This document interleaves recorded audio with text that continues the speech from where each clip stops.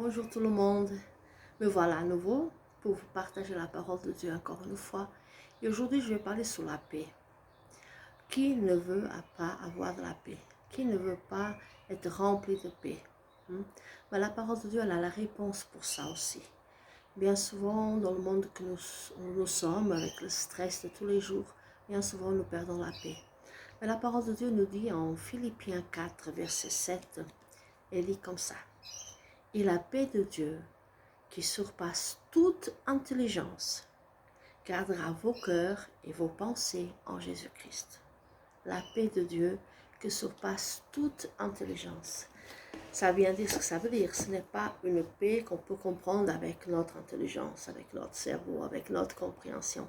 C'est une paix qui va bien au-delà d'une paix humaine. C'est une paix surnaturelle.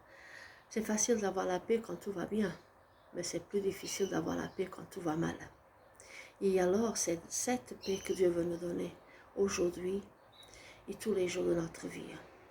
Simplement, il faut lui demander. Simplement, il faut aller vers lui.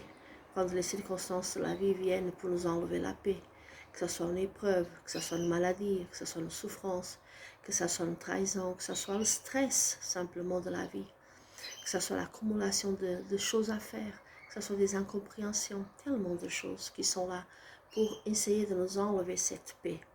Jésus dit aussi dans sa parole, il a dit à ses disciples, je vous donne la paix et je vous laisse ma paix.